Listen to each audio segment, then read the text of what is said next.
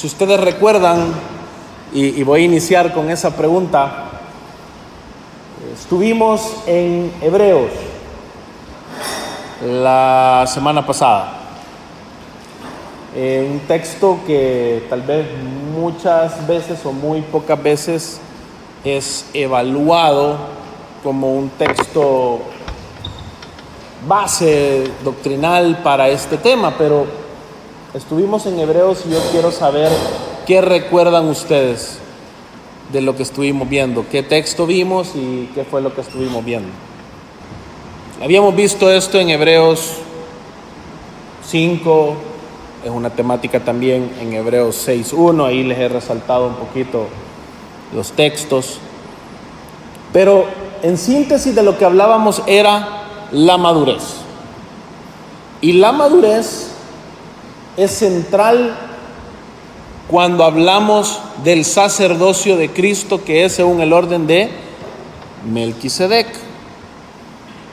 Ahora bien, este tema de la madurez, ya que Gerson insertaba el tema de la madurez, nos ayuda a conocer a Cristo, pero yo quiero que evaluemos cuál es el orden de las cosas en el nuevo pacto. Si ustedes recuerdan, lo que Pablo está diciendo en Hebreos es que les ha tenido que dar leche y no les ha podido dar alimento sólido. Les ha tenido que llevar a los principios elementales. ¿Qué se acuerdan que dijimos que eran los principios elementales?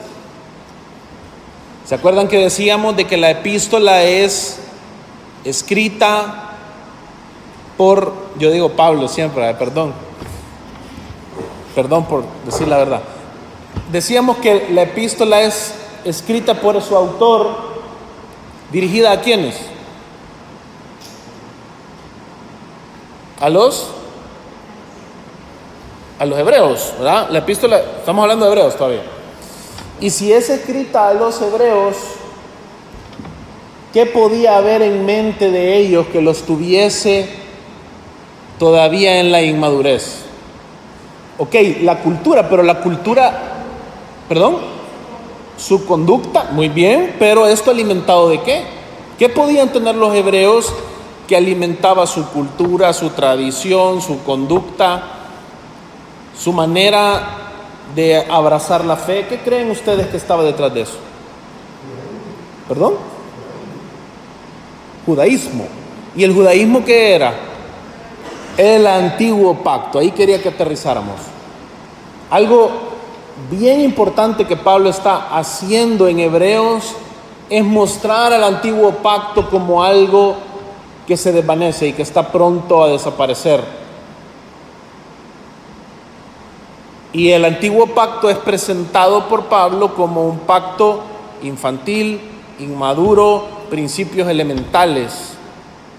Nosotros vemos que el antiguo pacto es mediado por ángeles, mediado por Moisés. Sin embargo, el nuevo, eso es un tema, es mediado por aquel que es muy superior a los ángeles. Ese es parte del argumento. Y por eso luego hay mucha implicación en el hecho de si en el día de la provocación allá en el antiguo pacto hubo juicio, ¿cuánto más no será si ustedes pisotean la sangre de Cristo? Porque es un tratado en el que se están comparando ambos pactos y se está mostrando la superioridad del nuevo y se está invitando a los judíos, a los hebreos, a la madurez. Pero la pregunta, ya que Gerson introdujo ese elemento, ¿quiénes deben madurar? ¿Cómo se logra la madurez? Y aquí yo quiero abrir la pregunta. Muy bien, pero la base de esto, la semana pasada hicimos un gran énfasis, no somos nosotros, no es la humanidad la que maduró, ¿ya?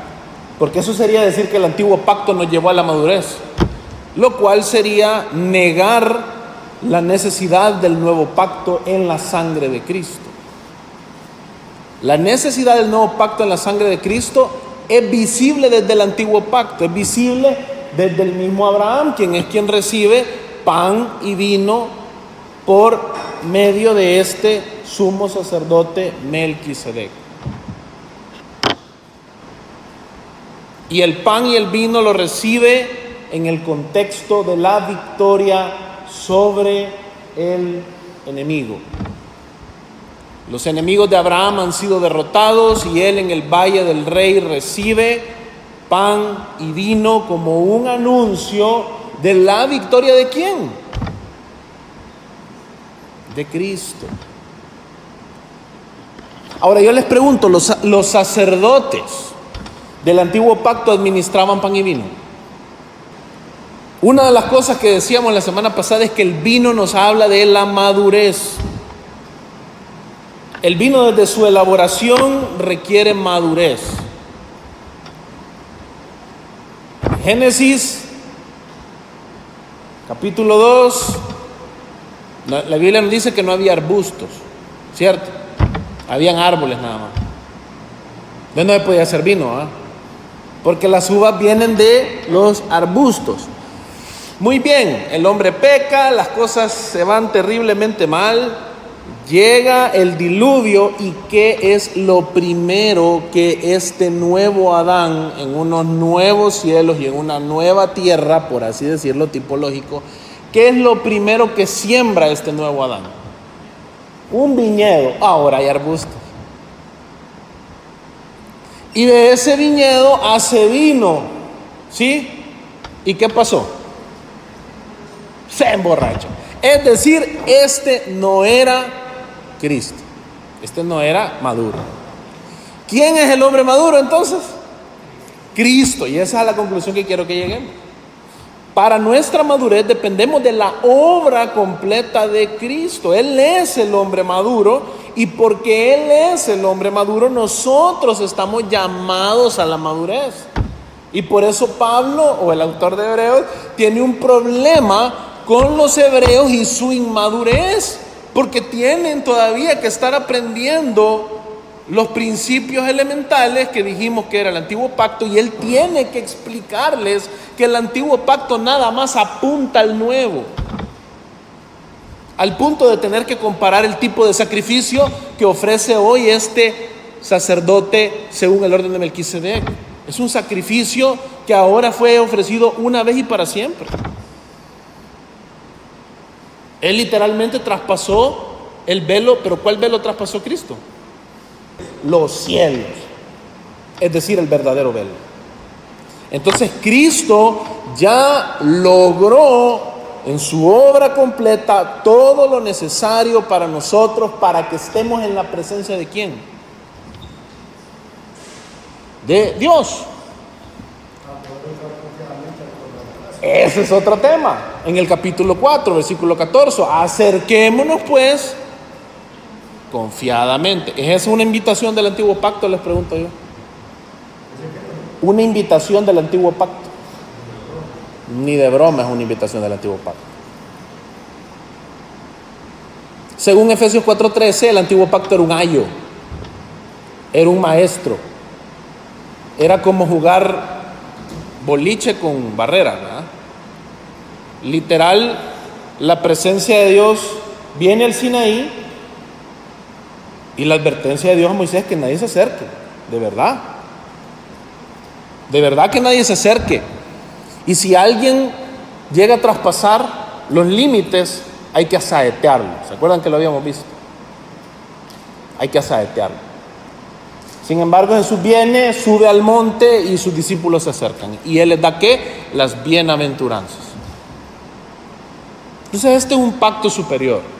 Y los partícipes de este pacto hoy disfrutan de la obra de Cristo. Es decir, hoy en Cristo sí somos invitados a venir confiadamente. El punto es este. El hombre maduro es, ¿quién es? Cristo. ¿A cuál estatura estamos llamados nosotros? Y ahí se confirma lo que tú decís. Es progresivo a la estatura de Cristo. Lo que tú decís se confirma también por el llamado de Pablo o del autor de Hebreos, digamos, pues vaya, para aquellos que se van a picar. El autor de Hebreos viene y lo que está haciendo es apelando justamente a eso. Hay creyentes, hebreos, inmaduros, que les tiene que dar leche. Pero eso tiene que pasar ya. El capítulo 8, versículo 13 dice, hey, miren, el antiguo pacto es obsoleto, hecho obsoleto por uno nuevo.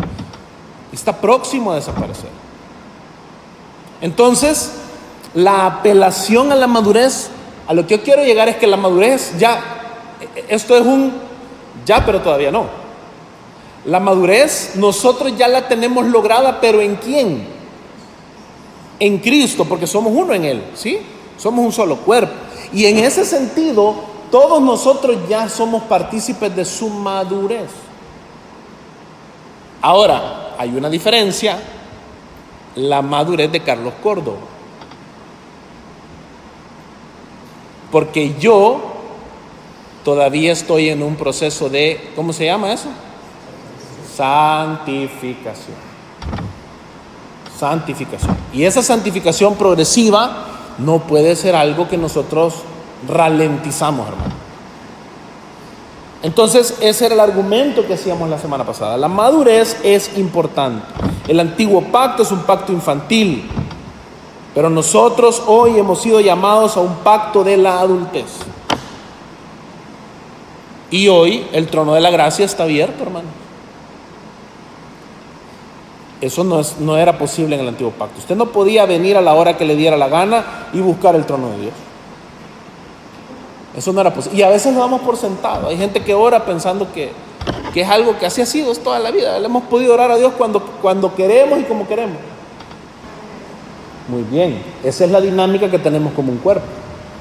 Es decir, en Cristo ya son realidad quien es las primicias también de nuestra resurrección. Por ejemplo, Él es la primera resurrección. Él es quien ya resucitó de entre los muertos y está sentado hoy a la diestra de Dios con un cuerpo glorificado. Sin embargo, nosotros estamos a espera de esa gloria futura. Y de la misma manera, nosotros en un cuerpo, mientras todavía no participamos de la gloria de Dios, vamos cada uno creciendo. Y evidentemente cada uno debe de ser muy diligente y somos responsables del crecimiento de cada uno. Ahora, ¿cómo sucede esto? Y ese es el punto que quisimos hacer muy enfático la semana pasada. Tenemos una dependencia cristocéntrica.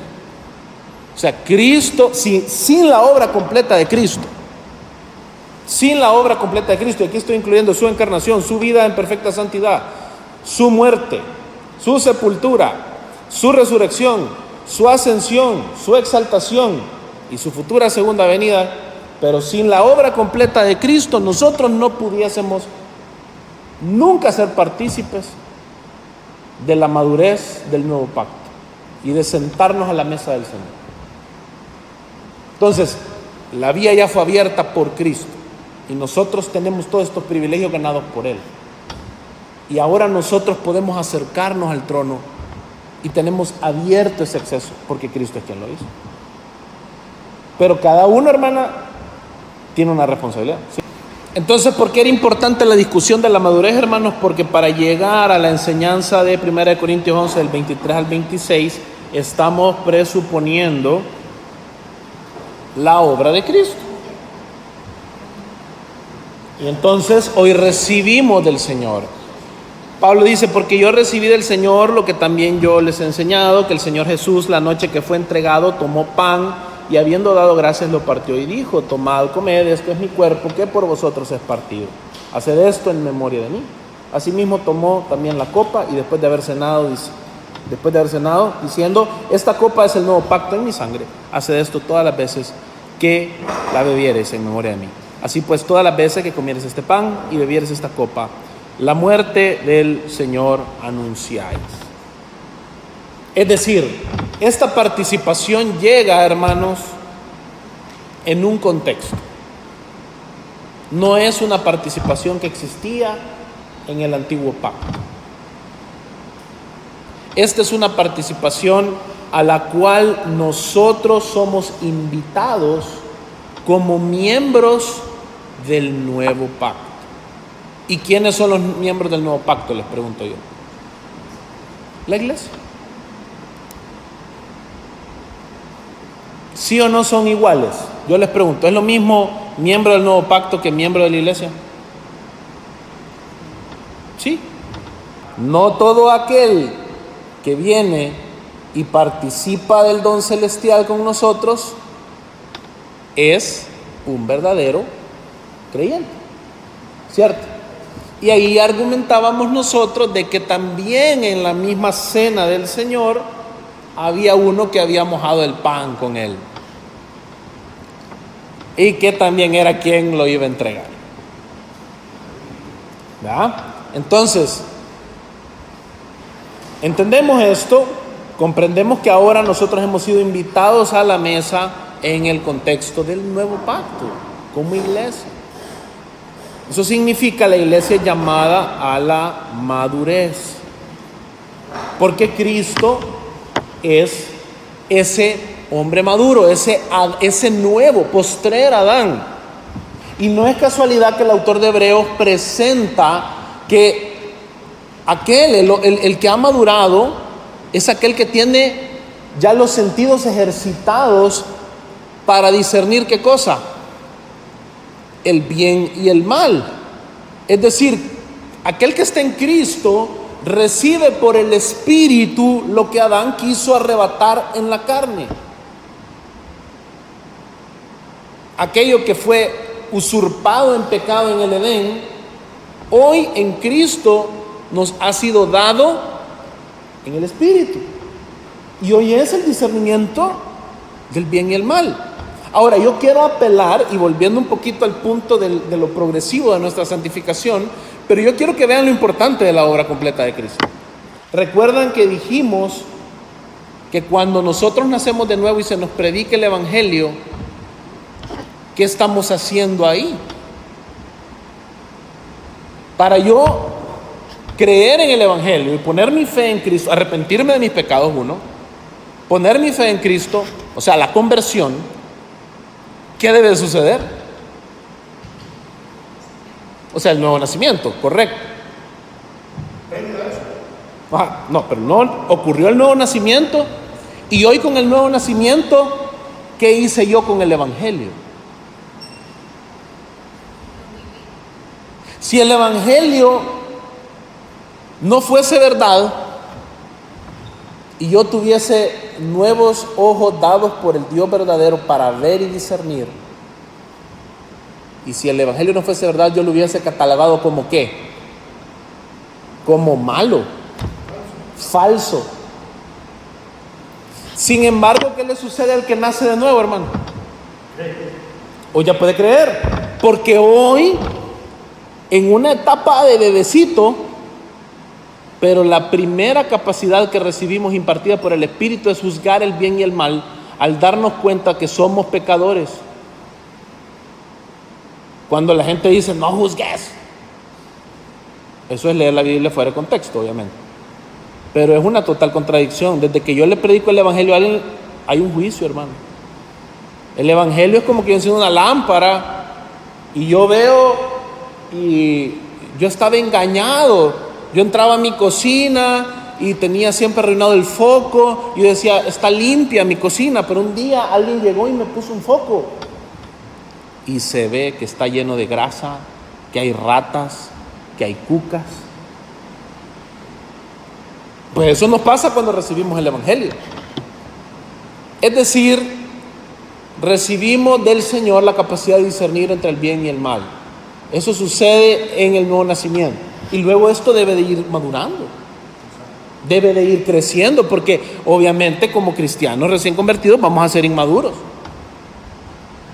Y esa inmadurez nos va a ir impidiendo que discernamos entre el bien y el mal en muchas cosas hacia adelante. Una de ellas, cómo participar de la cena del Señor. Sin embargo, el argumento que estamos haciendo es que en Cristo tenemos todo lo necesario para que vengamos libremente a la mesa, porque ya formamos parte de la mesa. Aquel que está en Cristo está invitado a la mesa. Aquel que ha sido bautizado, que ha venido, y ya vamos a entrar a ese argumento, al pueblo de Dios, está invitado a la mesa. Adentrándonos un poquito en la temática, y se los voy a leer y después vamos a seguir discutiendo. lo que tenemos en el documento. Dice, en este pasaje la cena del Señor es presentado como un acto de recuerdo y proclamación de la muerte de Cristo para todos los creyentes. Si bien Jesús la noche que fue entregado compartía la mesa solamente con sus discípulos, estos no representaban un grupo segregado, pues ellos eran la semilla y la base de la iglesia universal. Ustedes pueden leer luego Apocalipsis 21:14 y se van a dar cuenta cuáles son los fundamentos de la Nueva Jerusalén. ¿Quién es la Nueva Jerusalén? Es la iglesia. Apocalipsis 21:14. Tras la entrada en vigor de la Gran Comisión, se expandiría en múltiples iglesias locales por todo el mundo sin dejar de ser un solo cuerpo en la unidad del Espíritu. Es decir, hermanos, yo les hago la pregunta. En el nuevo pacto, ¿qué es lo principalmente vinculante? ¿Ser miembros de la iglesia universal de Cristo o ser miembros de una iglesia local? ¿Cuál es la familiaridad más importante? Yo les pregunto. Y aquí lo podemos ver de varias dimensiones. Es interesante la pregunta. Pero ¿cuál es la más central? ¿Cuál es la más vital? Exacto. Entonces, en distintas dimensiones, hermanos, una puede ser más importante que la otra. Por ejemplo, en términos de mi vida de iglesia, obviamente la iglesia local tiene una primacía. Porque yo no puedo ejercitar el carácter cristiano con un hermano allá de Uzbekistán. ¿Entiende? Yo le puedo dar carreta a él ahí por correo y decirle que ando en gran piedad. Pero cuando estamos acá en la iglesia local, es evidente mi comportamiento, los frutos que estoy dando, la gente puede verme. Y acá he forjado de verdad nuestro carácter cristiano, somos llamados a amarnos los unos a los otros, el perdón es ejercitado, la paciencia es ejercitada. Acá es donde estamos viendo los problemas que de verdad se dan en el cuerpo de Cristo. Eso no sucede a niveles de la iglesia universal. Pero lo principalmente vinculante del pueblo de Dios, como bien decía Willy, es la iglesia universal. Es decir, para nosotros venir a una iglesia local, debemos formar parte de la iglesia universal. No significa que yo puedo ser parte de la sinagoga de Satanás y congregarme hasta tener una membresía activa aquí en Gracia y Verdad. Eso téngalo por seguro. Y ya lo vamos a ver más adelantito. Pero, en un orden lógico, formamos parte primordialmente de la iglesia universal, que es la que vamos a habitar en la eternidad juntos. Y ese es al final el punto más vinculante. Es decir, la Gran Comisión nos lleva por todo el mundo, la iglesia universal se expande, pero se expande en múltiples iglesias locales. Pero sin dejar de ser un solo cuerpo en la unidad del Espíritu. Es decir, el Espíritu, hermanos, no está celularizado, ¿ya? No está como, aquí está el Espíritu Santo de gracia y verdad, acá está el Espíritu Santo de la Iglesia Cristo Rey allá en Perú, acá no. El Espíritu Santo es el mismo para todo el cuerpo de Cristo, que luego estamos expresados acá, iglesias locales. Entonces, 1 Corintios 10, del 16 al 17, nos muestra un énfasis de la centralidad de la unidad de este cuerpo de Cristo universal en la práctica de la cena del Señor. Y yo quiero que vayamos viendo esto, porque recuerden que lo que estamos evaluando es la comunión cercana, en contraste con la comunión cerrada. La comunión cerrada enfatiza la práctica según la membresía en la iglesia local.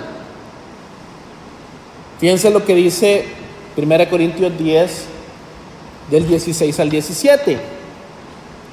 Dice: la copa de bendición que bendecimos no es la comunión de la sangre de Cristo. El pan que partimos no es la comunión del cuerpo de Cristo. Siendo uno solo el pan, nosotros, con ser muchos, somos un cuerpo, pues todos participamos de aquel mismo pan. Esta terminología es utilizada respecto a la iglesia universal o a la iglesia local, les pregunto yo. Claro, contextualmente, Pablo está lidiando acá con la iglesia local de Corinto, porque si no, no se podría compartir un pan en el sentido literal de la palabra. No podemos partir un pan que lo tiramos por todo el globo terráqueo, obviamente. Necesitamos una congregación local, y en el contexto, eso está sucediendo en la iglesia de Corinto. Y lo mismo cuando hablamos del vino. Sin embargo, el énfasis temático acá que Pablo está haciendo cuando muestra el significado de los elementos es apuntando a Cristo, al cuerpo y a la sangre de Cristo. Y eso es de naturaleza, para los creyentes, universal. Entonces la participación tiene al final, en el fondo, un contexto universal. Lo cual, hermanos, es un poderoso argumento para entender que la segregación local no es la enseñanza bíblica. Es decir, la administración local sí, ¿ya? Por lo que ya dijimos, por lógica, la cena del Señor tiene que ser administrada en una iglesia local. Pero no es la iglesia local lo que determina quiénes son los participantes del cuerpo y de la sangre de Cristo. Entonces, hermanos, aquellos que están en Cristo participan del pan y del vino.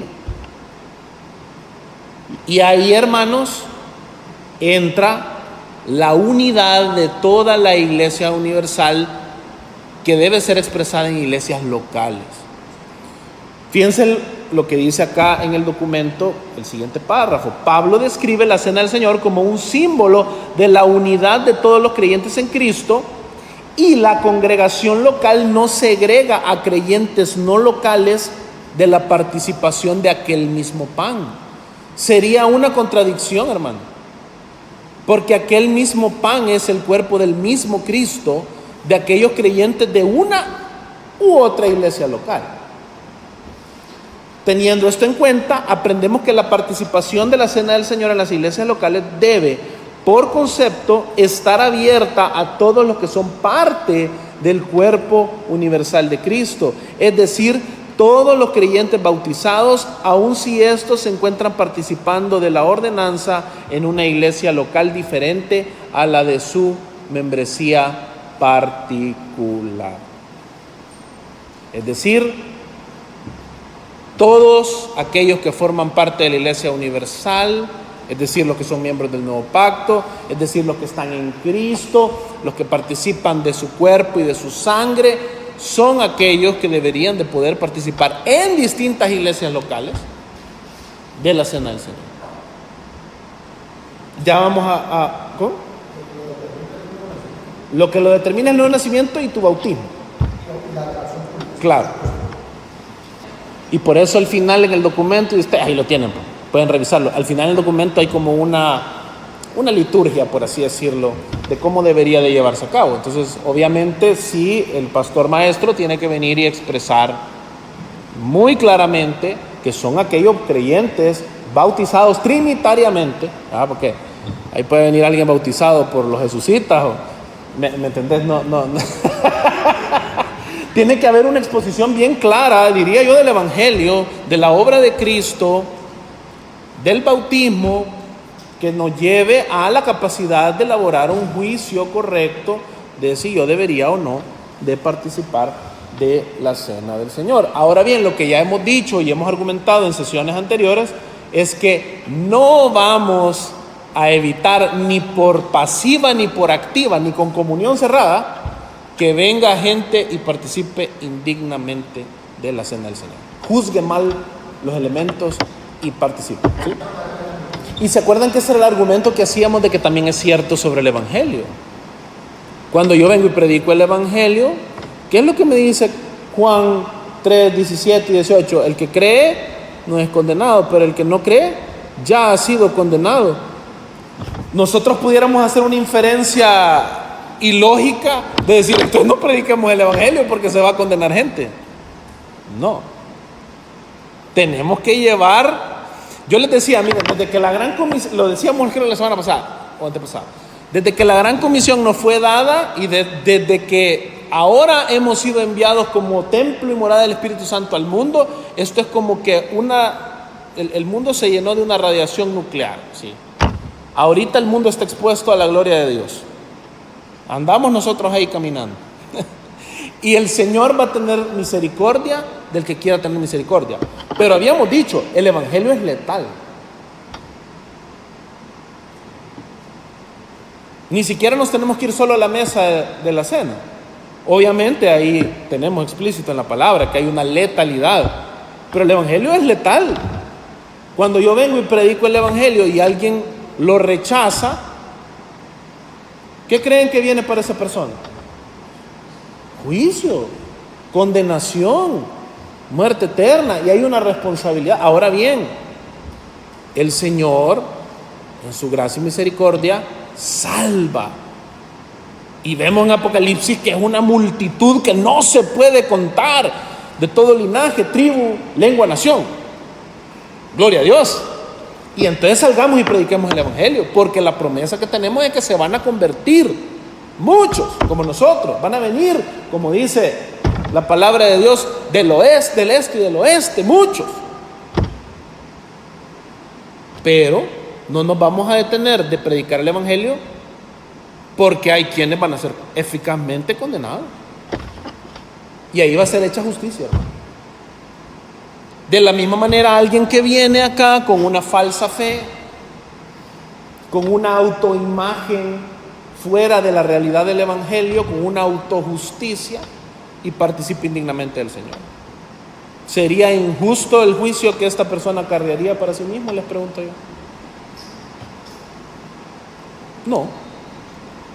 No es injusto.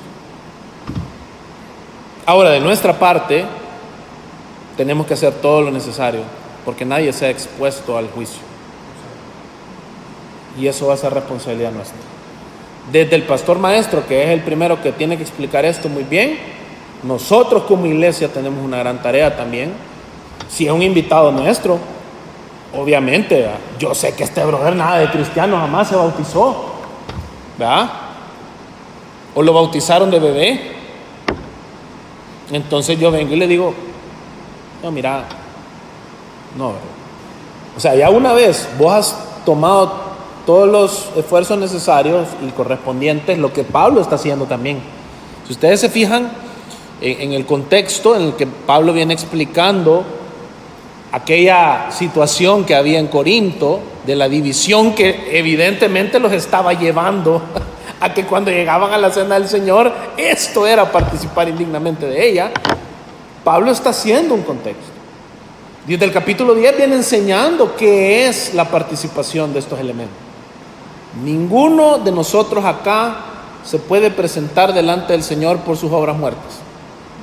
Es decir, si alguien viene acá y dice, yo pequé gravemente el día de ayer y por eso no voy a participar de la cena del Señor, eso es gravísimo. Eso es no entender el evangelio.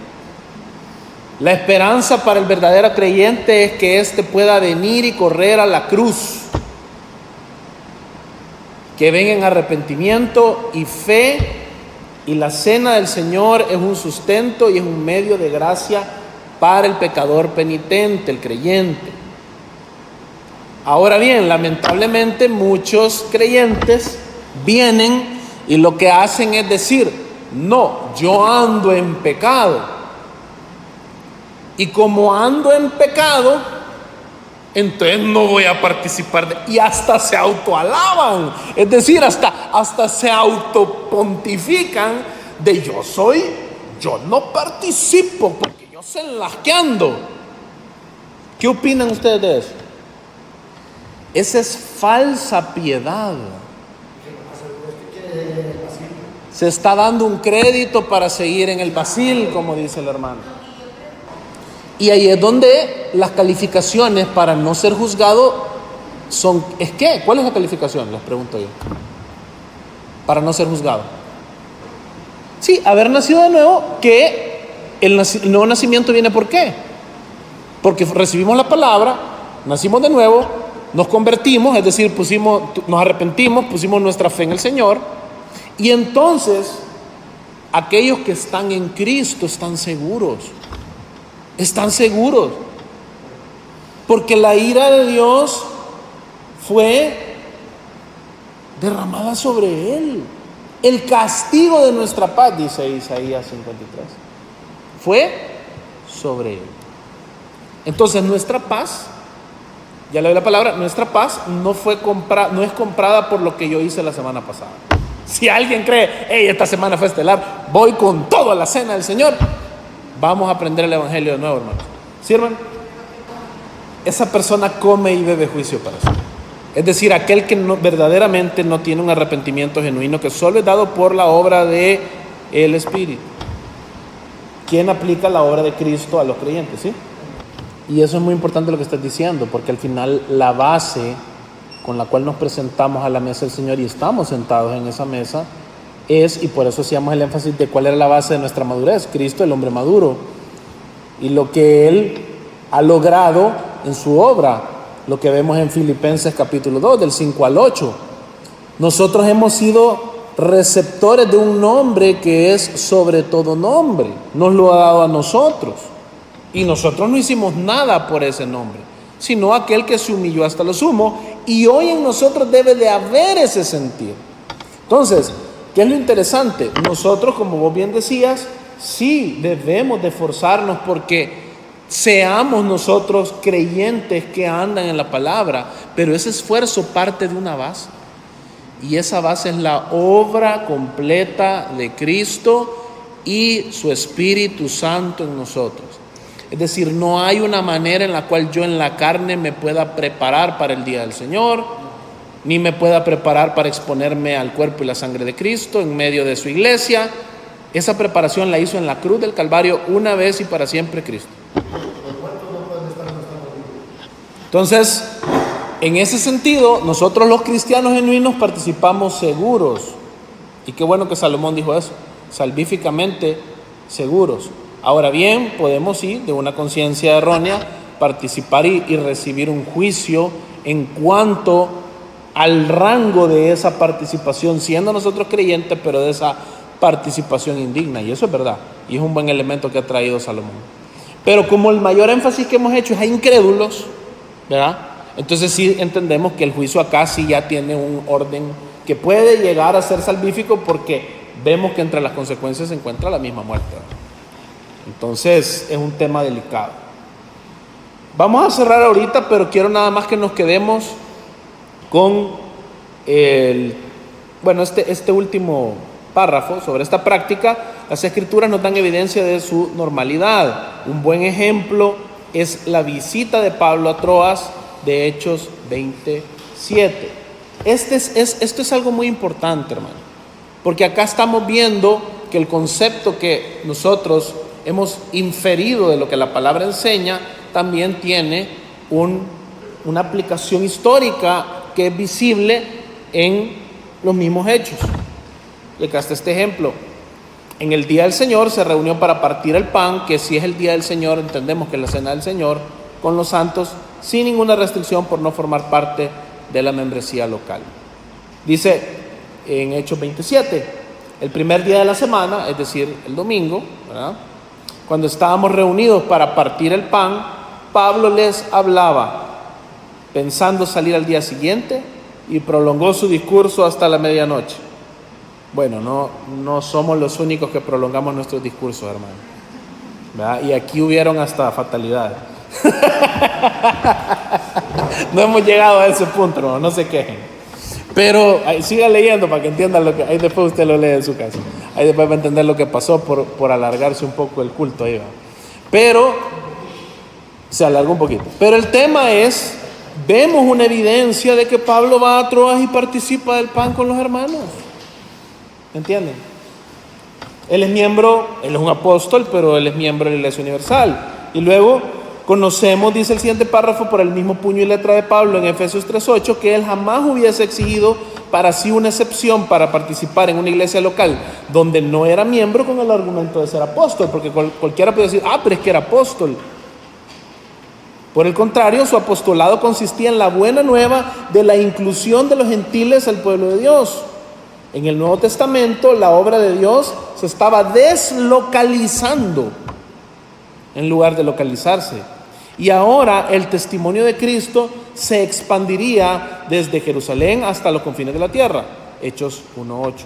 El derecho de Pablo de participar libremente de la cena del Señor en una congregación local en la que solo estaba de paso, radicaba solamente en su unión en el cuerpo de Cristo a todos los santos, incluidos los de Troas, y no a ningún estatus especial. Y ahí tenemos lo que dice Efesios 3:8, a mí que soy menos que el más pequeño de todos los santos, se me concedió esta gracia: anunciar a los gentiles las inescrutables riquezas de Cristo. Y terminamos con lo que dice en este párrafo. Como podemos ver, la enseñanza bíblica sobre la práctica de la cena del Señor es siempre enfática en la unidad de todo el cuerpo de Cristo. Eso es lo vinculante en la cena del Señor. En contraste, no tenemos ningún registro bíblico histórico ni mandamiento a las iglesias locales de cercar la mesa solamente para sus miembros locales. No hay ningún mandato prescriptivo, tampoco hay ningún registro histórico descriptivo que nos muestre que en una iglesia local se cerca la mesa a los creyentes.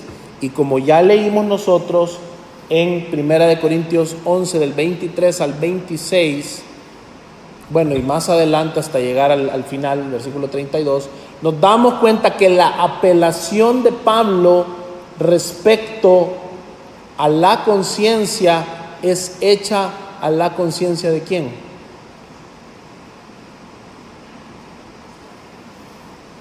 Sobre abstenerse de participar indignamente. ¿Pablo le está diciendo a los pastores o le está diciendo a quién?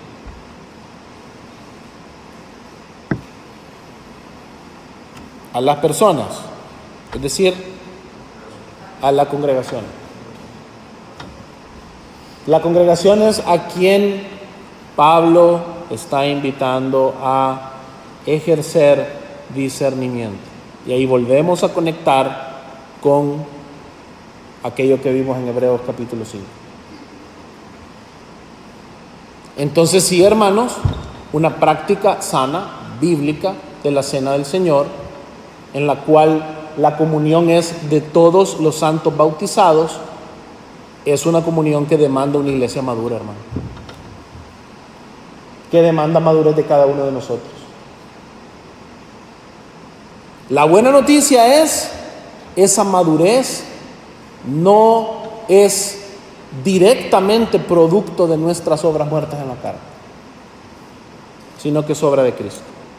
Él es quien nos ha sentado en la mesa. Él es quien nos ha sacado de la mesa de los demonios y nos ha traído a su mesa.